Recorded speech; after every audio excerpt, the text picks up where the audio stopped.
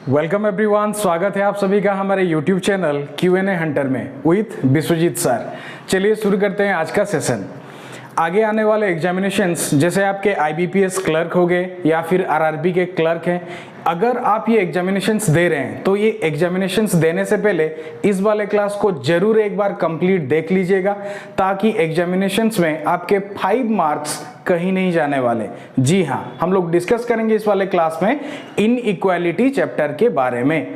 Inequality एक ऐसा chapter है जो आपके बैंकिंग एग्जामिनेशंस में अप्रोक्सीमेटली 5 मार्क्स आपके आ जाते हैं एग्जामिनेशंस में। तो अगर आप सबसे इजीएस्ट पार्ट के बारे में पूछेंगे रीजनिंग में, दैट इज इनइक्वालिटी। बट होता क्या है, मैक्सिमम नंबर ऑफ स्टूडेंट्स यही सोचते हैं कि ये सबसे इजीएस्ट वाला पार्ट है, इसको आखिरी में हम लोग डिस्कस करेंगे या आखिर में प्रैक्टिस करेंगे। ये गलती बिल्कुल भी ना करें, ये याद रखिएगा। ये चाहे आपका आरआरबी का क्लर्क का एग्जाम हो या फिर आईबीपीएस क्लर्क का एग्जाम हो, यहाँ पे कट ऑफ आपका बहुत ज्यादा मैटर करता है। आपको हर किसी क्वेश्चन को फुल एक्यूरेसी के साथ अटेम्प्ट करना है, ताकि कोई भी सिंगल मार्क आप लूज ना करो। ठीक है, तो इस वाले चैप्टर को और एक चीज याद रखिए, जो चीज सबसे ज्यादा इजी होता है आपको बहुत ही बेहतरीन तरीके से उसको प्रैक्टिस करके जाना है। ऐसा ना हो कि आप ये सोच के चलोगे ये सबसे इजी है और फाइनली उसी में आप गलती कर बैठो, तो आप अपने आप को भी वहां पे माफ नहीं कर पाओगे। अगर अब तक ये वीडियो आप देख रहे हो तो इस वीडियो को कंप्लीटली देखना, स्किप मत करना, ताकि जब वीडियो एंड हो जाए आई कैन एश्योर यू आपके 5 मार्क्स कहीं नहीं जाने वाले। ये पूरे के पूरे 5 मार्क आपके ही होने वाले हैं। चलिए वीडियो शुरू करने से पहले अगर आप हमारे चैनल पे नए हैं और अब तक हमारे चैनल को सब्सक्राइब नहीं किए तो हमारे चैनल को सब्सक्राइब कीजिए। सब्सक्राइब करने के साथ साथ बेल आइकन को जरूर दबाइएगा, ताकि कोई भी लेटेस्ट वीडियो हम आपके लिए लेके आए सबसे पहले इंफॉर्मेशन आपको मिल पाए। Without for the wasting any time, चलिए शुरू करते हैं आज का सेशन। इनइक्वालिटी, तो पहले इसे टर्म से ही हम लोगों को यह पता चल रहा है कि यहाँ पे इक्वल नहीं है। ठीक है, तो कंपैरिजन कुछ ना कुछ तो हो रहा है। देखिए, अगर इस पूरे इनइक्वालिटी के चैप्टर के को हम समराइज करने का कोशिश करेंगे तो ये मान के चलना है कि ये पूरा का पूरा इनइक्वालिटी का चैप्टर हमारे इन 5 सिंबल्स के अराउंड ही घूमता है। इन 5 सिंबल्स को लेके इस पूरे के पूरे चैप्टर को हम लोग इजीली समराइज करेंगे, इजीली समझने का कोशिश करेंगे। देखिए कौन सा सिंबल हो गया, एक आपका ग्रेटर देन है, greater than equal to, less than equal to. ये बस 5 सिंबल्स हैं, यहाँ पे रिपीट किया गया है इक्वल टू का सिंबल। इन सिंबल्स को लेके पूरा का पूरा चैप्टर हम लोग समझने का कोशिश करेंगे बहुत ही बेहतरीन तरीके से। सिंपली इसीलिए इन सिंबल्स को एक प्रायोरिटी टेबल के हिसाब से हम लोग अरेंज किए हुए हैं। प्रायोरिटी टेबल, प्रायोरिटी का मतलब क्या होता है, सबसे ज्यादा एम्फेसिस आप किसको देते हो। देखिए इनइक्वालिटी के एग्जाम में जो क्वेश्चन आएंगे सिंपली ऐसे इक्वेशंस दिए रहेंगे जैसे यहाँ पे दिया हुआ है, और वहां पे ये जो 5 सिंबल हम बोले greater than equal to, less than equal to, इन 5 सिंबल्स को लेके इक्वेशंस दिया रहेगा। उनमें से ड्रॉ करना पड़ेगा कि कौन सा कंक्लूजन हम लोगों का सही है और कौन सा कंक्लूजन हम लोगों का गलत है। उसको समझने के लिए फर्स्ट ऑफ ऑल हम लोग एक प्रायोरिटी टेबल ड्रॉ किए। मान लीजिए कोई भी इक्वेशन एक दिया हुआ है, उस इक्वेशन में आपका ग्रेटर देन सिंबल यूज हुआ है, greater than equal to use हुआ है और इक्वल टू का सिंबल यूज हुआ है। ये 3 सिंबल्स उस इक्वेशन में है। तो ये हमेशा हम लोगों को याद रखना पड़ेगा कि सबसे ज्यादा प्रायोरिटी हम किसको देंगे, ग्रेटर देन सिंबल को देंगे। और ऐसे बोल सकते हैं कि the first priority will be given to greater than symbol. फिर अगर सेकंड प्रायोरिटी के बारे में बात करेंगे तो second priority will be given to greater than equal to symbol and the third priority will be given to equal to symbol. अगर किसी भी इक्वेशन में greater than symbol, greater than equal to symbol और equal to symbol है तो सबसे ज्यादा emphasis हम किसको देंगे, ग्रेटर देन को देंगे। उसके बाद सेकंड वाला जो होगा उसको greater than equal to and third में इक्वल टू को दिया जाएगा।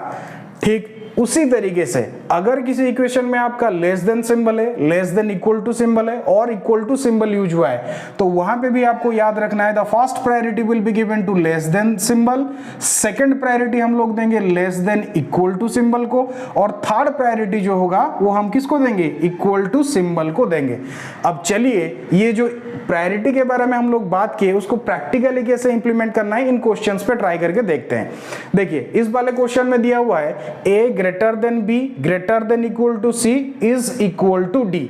अब क्वेश्चन में पूछ रहा है यहाँ पे कि ए और डी के बीच आप रिलेशन एस्टेब्लिश कीजिए, ए और डी के बीच क्या रिलेशनशिप ड्रॉ हो पाएगा। यहाँ पे देखिए जैसे हम बोले थे यहाँ पे ग्रेटर देन है, ग्रेटर देन इक्वल टू है और इक्वल टू है, तो प्रायोरिटी टेबल के हिसाब से अगर ये तीन साइन किसी भी इक्वेशन में है, सबसे ज्यादा प्रायोरिटी किसको दिया जाएगा, फर्स्ट प्रायोरिटी हम लोग किसको देंगे, ग्रेटर देन को देंगे। सो सिंपली यहाँ पे पूछा है ए और डी के बीच, आप सिंपली ऐसे ड्रॉ करके देख लीजिएगा एट द इनिशियल स्टेज, जब आप प्रैक्टिस करेंगे तब ये सब ड्रॉ करने का कुछ जरूरत नहीं है, आप बस समझाने के लिए मैं ऐसे बोल रहा हूं। अब यहाँ पे आपको ए और डी के बीच पूछा है, सिंपली चेक करना है ए और डी के बीच इक्वेशन में कौन सा सिंबल यूज हुआ है, ग्रेटर देन है, ग्रेटर देन इक्वल टू है, और इजीली हम लोगों को पता है कि प्रायोरिटी टेबल के हिसाब से सबसे ज्यादा प्रायोरिटी किसको देंगे, हम लोग ग्रेटर देन सिंबल को देंगे। तो simply the answer will B greater then, क्योंकि इन तीनों सिंबल में से हम लोगों को पता है प्रायोरिटी टेबल जो हम ड्रॉ किए हैं उस हिसाब से सबसे ज्यादा प्रायोरिटी हम लोग ग्रेटर देन सिंबल को देने वाले हैं। क्लियर। अब चलिए सेकंड वाले क्वेश्चन पे, यहां पे पूछ रहा है m greater than equal to n greater than equal to o greater than p। अब देखिए यहाँ पे कोई स्टूडेंट बोलेगा कि सर यहाँ पे दो बार आपका greater than equal to symbol use हुआ है, तो यहाँ पे क्या होगा, ये हमेशा याद रखिएगा, चाहे यहाँ पे दो बार यूज हुआ हो या फिर कुछ बड़ा इक्वेशन हो तो 3 बार या 4 बार कोई भी सिंबल आपका रिपीट हो, उससे कुछ भी फर्क नहीं पड़ने वाला। हमेशा आपको सिंपल एक ही चीज याद रखना है, अपना प्रायोरिटी टेबल, प्रायोरिटी टेबल के हिसाब से हम लोगों को प्रायोरिटी किसको देना है। तो यहाँ पे रिलेशनशिप किसके बीच ड्रॉ करने बोला है, बिटवीन m एंड p। तो यहाँ पे मेरा m है, यहाँ पे p है, तो इन लोगों के बीच जितने भी सारे सिंबल्स हैं उन सारे सिंबल्स में से सबसे ज्यादा प्रायोरिटी मुझे किसे देना है, ग्रेटर देन को देना है। तो सिंपली मुझे यहाँ पे लिखना है the correct answer is greater than, तो यहाँ पे ग्रेटर देन मेरा प्रायोरिटी दिया जाएगा और greater than symbol will be used here. तो चलिए नेक्स्ट क्वेश्चन पे चलते हैं। नेक्स्ट क्वेश्चन में अभी पूछ रहा है d is equal to h greater than equal to i greater than equal to j। अब यहाँ पे देखिए क्वेश्चन में थोड़ा सा हट के पूछा कि h और j के बीच रिलेशन क्या होगा। यहाँ पे स्टार्टिंग और आखिरी लेटर के बीच पूछ रहा था, बट यहाँ पे h और j के बीच पूछा है। तो सिंपली मुझे इसके बारे में सोचना नहीं है, क्योंकि इन दोनों के बीच मुझे पूछा है रिलेशनशिप, तो इन दोनों के बीच कौन सा सिंबल यूज हुआ है, ग्रेटर देन इक्वल टू 2 बार यूज हुए हैं। सो सिंपल एक ही ना है आपका symbol greater than equal to, so the correct answer will be here greater than equal to. चलिए नेक्स्ट क्वेश्चन की तरफ चलते हैं। यहाँ पे देखिए पूछा है k greater than equal to n is equal to o greater than v। यहाँ पे रिलेशनशिप पूछा है k और v के बीच में, ये आपका k है और यहाँ पे आपका v। अब मुझे बताइए, पहला आपका ग्रेटर देन इक्वल टू था, फिर इक्वल टू है, फिर ग्रेटर देन है। स्टिल यहाँ पे इन तीनों चीजों में से यहाँ पे जो 3 सिंबल्स दिए गए हैं, सबसे ज्यादा प्रायोरिटी हम लोगों को पता है किसको मिलेगा, ग्रेटर देन सिंबल को मिलेगा। सो the correct answer will B greater then over here.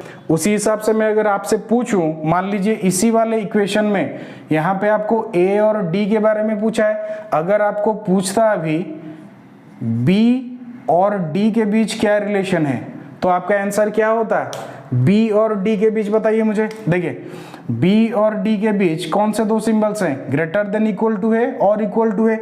तो ग्रेटर देन इक्वल टू और इक्वल टू में पहले किसको ज्यादा प्रायोरिटी दिया जाएगा, ग्रेटर देन इक्वल टू को दिया जाएगा।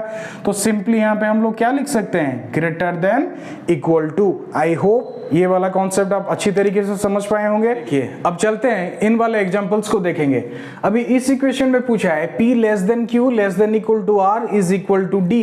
अब रिलेशन पूछा है किसके बीच, q एंड d के बीच पूछा है। देखिए मेरा q यहाँ पे है और d यहाँ पे। अब q और d के बीच कौन सा सिंबल्स यहाँ पे प्रेजेंट है इक्वेशन में, लेस देन इक्वल टू और इक्वल टू है। देखिए ये जो प्रायोरिटी टेबल हम बोले थे, प्रायोरिटी टेबल के हिसाब से आपका लेस देन इक्वल टू और इक्वल टू, इन दोनों सिंबल्स में से सबसे ज्यादा प्रायोरिटी किसको दिया जाएगा, that is less than equal to. So the correct answer will be here less than equal to. अब चलिए नेक्स्ट क्वेश्चन की तरफ चलते हैं। यहाँ पे पूछ रहा है a is equal to B less than equal to c is equal to d। अब यहाँ पे पूछ रहा है what is the relationship between a और d, a और d के बीच क्या रिलेशनशिप ड्रॉ होगा। यहाँ पे देखेंगे कौन सा सिंबल है, यहाँ पे तीनों के तीनों सिंबल्स हमारे हैं जो इक्वल टू है, less than equal to and equal to. Sorry यहाँ पे 3 सिंबल्स नहीं 2 सिंबल्स ही हैं, रिपीट हुआ है आपका इक्वल टू वाला सिंबल। तो इक्वल टू वाला सिंबल हम बोले हैं ऑलरेडी, अगर कोई भी सिंबल रिपीट हो रहा है तो उससे हमें कुछ फर्क नहीं पड़ने वाला, हम लोगों को बस देखना है अपने प्रायोरिटी टेबल के हिसाब से कौन सा सिंबल को सबसे ज्यादा प्रायोरिटी दिया जाएगा। यहाँ पे देखिए इक्वल टू है और लेस देन इक्वल टू है, तो इन दोनों में से प्रायोरिटी किसको ज्यादा दिया जाएगा? लेस देन इक्वल टू को दिया जाएगा। तो सिंपली ए, यहाँ पे कितना आंसर आएगा? A is less than equal to D.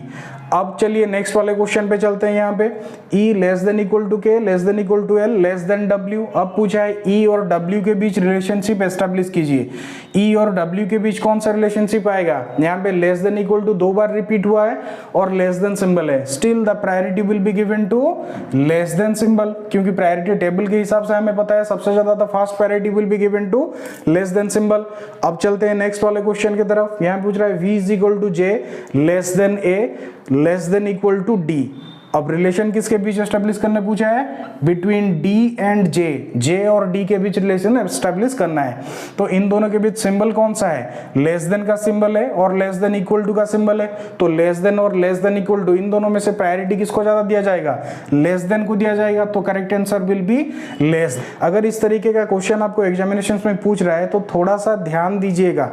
अगर यहाँ पे मान लीजिए इस वाले क्वेश्चन में यहाँ पे पूछा है J और D के बीच रिलेशनशिप क्या है, अगर यहाँ पे पूछ देता आपको इस तरफ लेफ्ट हैंड साइड में D होता और राइट हैंड साइड में आपका J होता, तो देखिए D और J के बीच रिलेशनशिप क्या है, तो क्या होगा मुझे बताइए। यहाँ पे लेस देन होता क्या? लेस देन होता क्या? नहीं होता। क्यों? यहाँ पे देखिए इस रिलेशन के हिसाब से यहाँ पे आंसर कितना आना चाहिए? J less then D। अगर आपका J लेस देन D है तो उसको अल्टीमेटली हम लोग क्या लिख सकते हैं? D greater then J। ठीक है, तो इन सब चीजों को एग्जामिनेशंस में थोड़ा सा ध्यान दीजिएगा। मान लीजिए इस वाले क्वेश्चन पे देखिए, चलिए इस वाले क्वेश्चन पे देखते हैं। इस वाले क्वेश्चन पे यहाँ पे रिलेशनशिप पूछा था बिटवीन A एंड D। अगर A और D के बीच रिलेशनशिप पूछा है तो we are writing A less than equal to D। अगर इसको ऑल्टर कर देता है ऐसे, तो A के जगह पे अगर D होता और D के जगह के मान लीजिए आपका A होता, तो यहाँ पे करेक्ट आंसर कितना होता? A और D के बीच अगर आप रिलेशनशिप एस्टेब्लिश करने जाओ तो प्रायोरिटी टेबल के हिसाब से कितना रिलेशन आएगा? That is A less than equal to D। अगर A less than equal to D है तो उसको रिवर्स करके क्या लिख सकते हैं? D greater than equal to A। So the correct answer will be here. अगर पूछेगा D और A के बीच रिलेशनशिप ड्रॉ करना है तो क्या आएगा? D greater than equal to A। तो इन सब चीजों का ध्यान रखिएगा। अब तक जितने सारे क्वेश्चंस हम लोग डिस्कस किए उसमें आइदर आपके greater than equal to and equal to इस तरीके के साइन थे, या फिर लेस देन इक्वल टू और इक्वल टू के साइन थे। अभी कोई स्टूडेंट्स पूछेंगे कि सर अगर किसी इक्वेशन में ये सारे सिंबल्स एक साथ आ जाए तो कैसे किया जाएगा उसको सॉल्व। चलिए देखते हैं इस वाले क्वेश्चन पे। देखिए इस वाले क्वेश्चन में it is given that b greater than equal to f is equal to d। यहाँ पे फिर आ गया आपका less than equal to g is equal to t। तो हमेशा से एक चीज आप याद रखिएगा, जब इनइक्वालिटी के क्वेश्चंस आप सॉल्व करेंगे हमेशा से याद रखिएगा, अगर किसी भी इक्वेशन में आपके ग्रेटर देन सिंबल और लेस देन सिंबल ये आमने सामने आ जाए, या फिर अगर ग्रेटर देन के सामने लेस देन सिंबल आ जाए, या फिर ग्रेटर देन के सामने लेस देन इक्वल टू का सिंबल आ जाए, या फिर ग्रेटर देन इक्वल टू के सामने आपका लेस देन सिंबल आ जाए। मेरे बोलने का मतलब यही है, अगर ऑपोजिट सिंबल्स जब कभी भी आमने सामने होंगे इसी तरह के किसी भी इक्वेशन में, तब इतना याद रखिएगा कि कोई भी कंक्लूजन हम लोग वहां पे ड्रॉ नहीं कर सकते। ठीक है, तो अगर यहाँ पे इस वाले क्वेश्चन में देखिए, यहाँ पे ये हमारा इक्वेशन है। अब ये यहाँ पे बोल रहा है कि b greater than equal to t, मतलब ऑलरेडी वो एक कंक्लूजन ड्रॉ कर रहा है b greater than equal to t। तो अभी हमें बताइए ये वाला कंक्लूजन जो यहाँ पे ड्रॉ हुआ है ये ट्रू होगा या फॉल्स होगा। ठीक, उसी हिसाब से ये सारे जो इक्वेशन दिए हैं यहाँ पे हमको ये चूज करना है कि ये सारे कंक्लूजन्स ट्रू हैं या फिर फॉल्स है। अगर ऑपोजिट सिंबल्स आमने सामने आ रहे हैं तो फिर आप अगर कोई भी कंक्लूजन्स ड्रॉ कर रहे हैं तो वो हमेशा के लिए गलत होगा, क्योंकि अगर ऑपोजिट सिंबल्स आमने सामने रहेंगे तो फिर हम लोग कोई भी कंक्लूजन ड्रॉ नहीं कर सकते। अगर आपका सिंबल इस तरह है, एक तरफ आपका लेस देन इक्वल टू है और इस तरफ आपका ग्रेटर देन इक्वल टू है, या फिर इस तरफ आपका लेस देन है या फिर ग्रेटर देन है, चाहे ये कॉम्बिनेशंस में से कोई भी आ जाए, तो इस तरीके के अगर ऑपोजिट सिंबल आपके सामने आएंगे तो फिर वहां पे हम लोग कंक्लूजन ड्रॉ नहीं कर सकते। ठीक है, चलिए तो फिर इन सारे क्वेश्चंस को भी सॉल्व करते हैं। पहला वाला क्वेश्चन देखिए, पहले वाले क्वेश्चन में अब ये कंक्लूजन पार्ट में बोल रहा है B greater than equal to T, ये ऑलरेडी लिख रहा है, मतलब ये कंक्लूजन ड्रॉ कर रहा है कि इसका आंसर ये होना चाहिए। So what we will be doing is we will be checking whether it is true और फॉल्स। यहाँ पे देखिए ये बी और टी के बीच बोला है, here it is B and here it is T, तो इनके बीच जितने सारे अभी आपके सिंबल्स हैं इनमें से कोई ऑपोजिट सिंबल आमने सामने आ रहा है क्या? डेफिनेटली आ रहा है। इस जगह पे देखिए यहाँ पे ऑपोजिट हो जा रहे हैं, तो हम लोगों को क्या बोले, यहाँ पे लॉजिक क्या हम लोग बोले कि अगर ऑपोजिट सिंबल आमने सामने आ रहे हैं तो यहाँ पे कोई भी कंक्लूजन ड्रॉ नहीं किया जा सकता, और अगर कोई कंक्लूजन ड्रॉ कर रहा है तो सिंपली उसे हम फॉल्स मानेंगे या फिर रॉन्ग मानेंगे। सो अगर यहाँ पे पूछ रहा है वेदर इट इज ट्रू और false, this will be completely false और रॉन्ग। अब नेक्स्ट वाले क्वेश्चन पे चलिए, इस वाले क्वेश्चन पे देखिए यहाँ पे दिया हुआ है A greater than B less than equal to C is equal to D, और यहाँ पे रिलेशनशिप वो ऑलरेडी ड्रॉ कर दिया ए और सी के बीच में, ए और सी के बीच वो कंक्लूजन क्या ड्रॉ किया है, ए ग्रेटर देन सी। तो यहाँ पे देखिए यहाँ ए और सी के बीच जो सिंबल्स यूज हुए हैं, यहाँ पे हम लोग जो बोले थे कॉम्बिनेशंस ऑफ सिंबल्स, यहाँ पे ऑपोजिट सिंबल्स आमने सामने आ जा रहे हैं, तो सिंपली इसका मतलब यही है कि यहाँ पे भी हम लोग कोई भी कंक्लूजन ड्रॉ नहीं कर सकते, बट स्टिल यहाँ पे ये ड्रॉ किया है which is ultimately going to be false. इसको भी हम लोग क्या बोलेंगे, दैट इट इज फॉल्स। उसी लॉजिक के हिसाब से इस वाले क्वेश्चन पे देखिए यहाँ पे रिलेशनशिप ऑलरेडी सी और ए के बीच ड्रॉ किया गया है, फिर बी और एफ के बीच आपका रिलेशन यहाँ पे ड्रॉ किया गया है। तो यहाँ पे देखिए फर्स्ट ऑफ ऑल सी और ए के बीच यहाँ पे बोल रहा है C less than equal to A. मुझे यहाँ पे इक्वेशन देख के बताइए, अगर A और C के बीच यहाँ पे मैं अपने प्रायोरिटी टेबल के हिसाब से रिलेशनशिप एस्टेब्लिश करूं तो फिर यहाँ पे क्या आना चाहिए, यहाँ पे दोनों ही ग्रेटर देन इक्वल टू के सिंबल्स हैं, तो फिर what we can write, that is A greater than equal to C। तो ये वाला हमारा कंक्लूजन होना चाहिए। तो यहाँ पे ये उल्टा लिखा हुआ है, तो मुझे सिंपली बताइए अगर A greater than equal to C है, that ultimately means C less than equal to A। इसका मतलब ये वाला कंक्लूजन हम लोगों का यहाँ पे ट्रू है। क्लियर? अभी नेक्स्ट वाले कंक्लूजन के पास चलते हैं। नेक्स्ट वाले कंक्लूजन में बोल रहा है B greater than equal to F। अब देखिए अब यहाँ पे B और F के बीच रिलेशनशिप एस्टेब्लिश किया गया है, तो अभी B और F के बीच कौन से सिंबल्स हैं, यहीं पे ही देखिए यहाँ पे opposite symbol face to face हो जा रहे हैं। तो हम लोगों को पता है अगर ऑपोजिट सिंबल यहाँ पे फेस टू फेस हो रहे हैं तो फिर यहाँ पे कोई भी रिलेशनशिप एस्टेब्लिश हम लोग नहीं कर सकते, और क्योंकि यहाँ पे एस्टेब्लिश किया गया है तो undoubtedly this will be false. I hope ये वाले क्वेश्चंस जितने भी सारे हम लोग डिस्कस किए आप लोग अच्छे तरीके से समझे होंगे। चलिए एग्जामिनेशंस में जिस तरीके का क्वेश्चन आएगा उसी सारे टाइप के क्वेश्चंस को डिस्कस करते हैं। अभी इस वाले क्वेश्चन पे देखिए, इस वाले क्वेश्चन पे डायरेक्शन दिया रहेगा, स्टेटमेंट गिवन है, कंक्लूजन गिवन है, और आपको यहाँ पे चूज करना है कि कौन सा कंक्लूजन आपका सही है या फिर ट्रू है और कौन सा कंक्लूजन आपका फॉलो नहीं कर रहा है। तो अकॉर्डिंग टू द स्टेटमेंट अभी कंक्लूजन में फर्स्ट ऑफ ऑल गिवन है B greater than equal to F।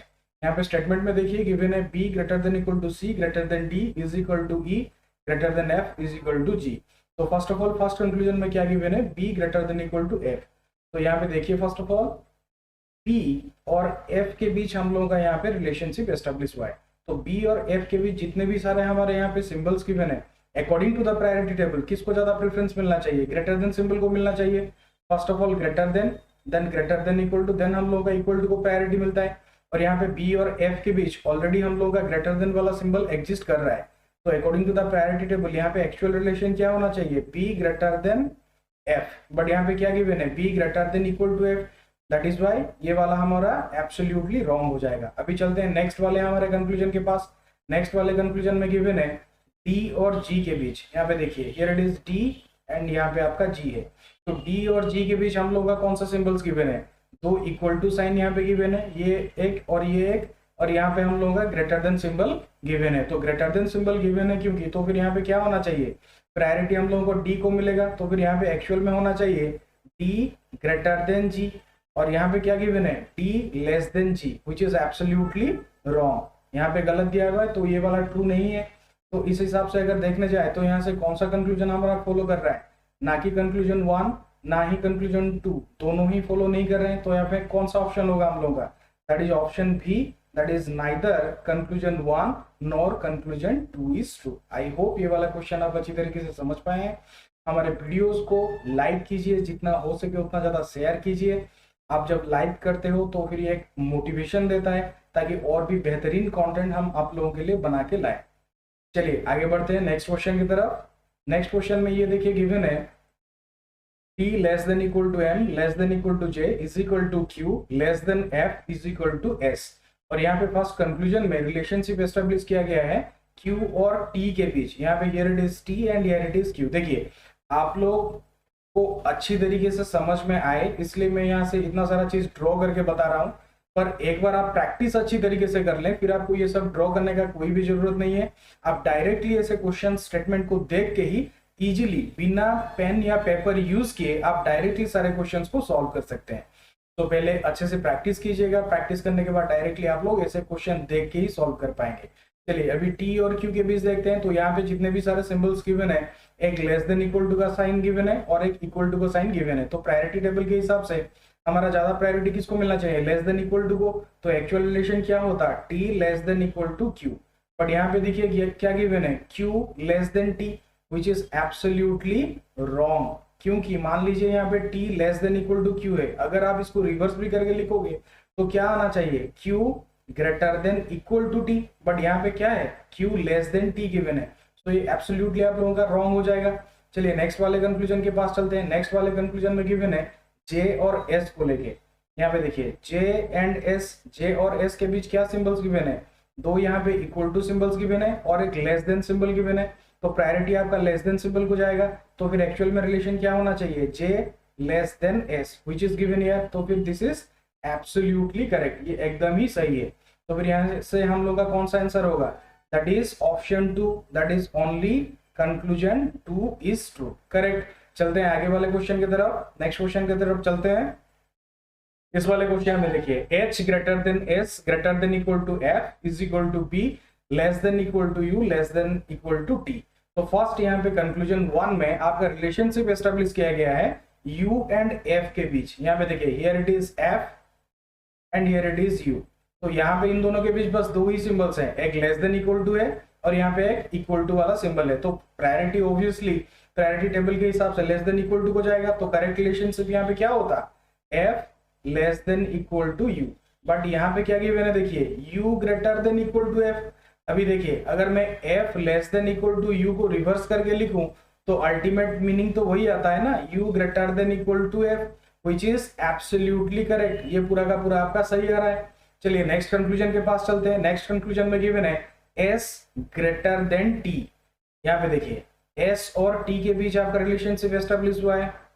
तो s और t के बीच जितने भी सारे सिंबल्स हैं, यहाँ ध्यान से देखिएगा, यहाँ पे देखिए ऑपोजिट सिंबल्स आमने सामने आ रहे हैं। ऑलरेडी थोड़ी देर पहले हम लोग डिस्कस किए, अगर ऑपोजिट सिंबल्स आमने सामने आते हैं तो वहां पे कोई भी रिलेशनशिप हम लोग एस्टेब्लिश नहीं कर पाएंगे, या फिर अगर कोई भी रिलेशनशिप एस्टेब्लिश किया गया है दैट इज एब्सोल्युटली रॉन्ग। तो यहाँ पे आपको ज्यादा कुछ सोचना नहीं है, क्योंकि हम लोग यहाँ पे कंफर्म हो रहे हैं कि s और u के बीच ऑपोजिट सिंबल एग्जिस्ट कर रहे हैं, आमने सामने आ रहे हैं। तो फिर यहाँ पे अनडाउटेडली सिंपली यहाँ पे इसको रॉन्ग मान के हम लोग चलेंगे। तो यहाँ पे कौन सा सही आंसर आ रहा है, that is option 1 only conclusion 1 is true.